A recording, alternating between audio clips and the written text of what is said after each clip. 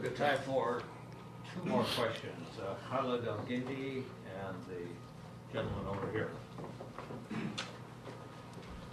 Thank you. Khalid Al-Gindi with the Brookings Institute. I want to sort of take off on that point on the United States and pose what in Washington might be sort of a blasphemous question. But given the fact that, I mean, there's sort of a paradox. On the one hand, the United States is seen as the only power that can deliver Israel and has enough influence with all the parties to make this, to make an agreement happen. And at the same time, as we saw actually the last 20 years, but more recently at the UN Security Council, that it's also the least likely to do what is actually required. So you have this fundamental paradox, which sort of, I think, undergirds the stalemate that we're at and that we've been at for so many years. I'm wondering, is it time to reconsider this conventional wisdom that only through the United States can we make progress, particularly given what many analysts describe as the waning influence of the United States and as a result of the Arab Spring, but even before that. Is it time now maybe to look at other actors where the United States plays a different role than leading the process? Is that something that you see as possible, or are we stuck in this eternal paradox of only the United States can, but only the United States won't? Thank you. You said another question there. Yes, my name is Robert Keating from the International Council for Middle East Studies. I'd like to ask you about the events in Nabi Saleh, the nonviolent protests. Are you aware of them, and what do you think their effect will be?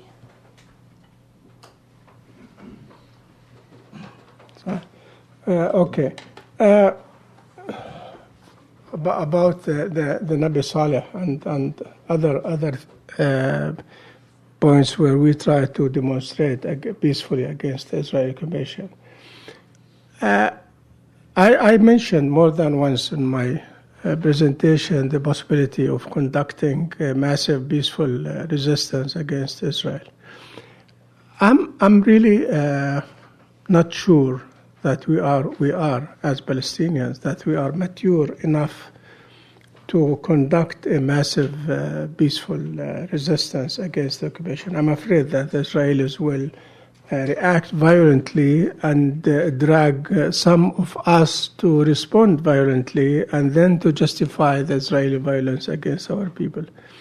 This is one of the things which we think about, and we are not comfortable with.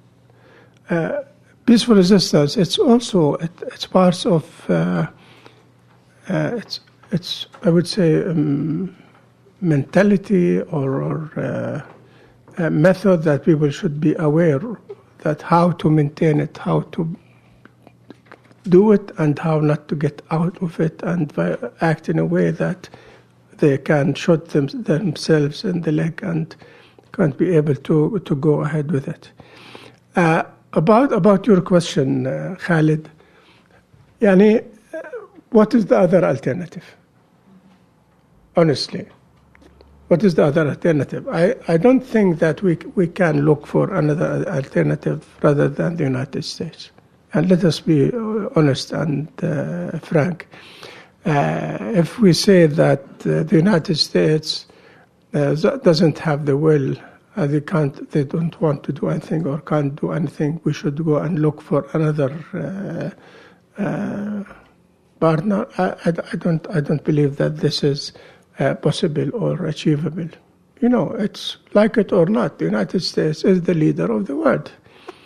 The United States is dominating any resolution in the United Nations and in the Security Council.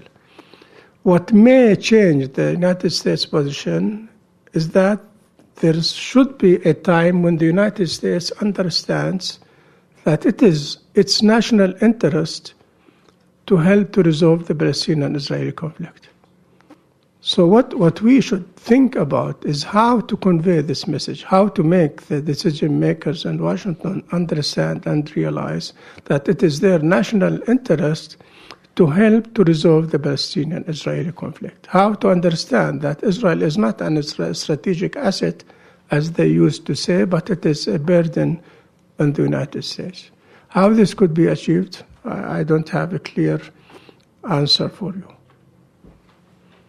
Ziad, we're drawing to a close. I want to thank you for a terrific talk and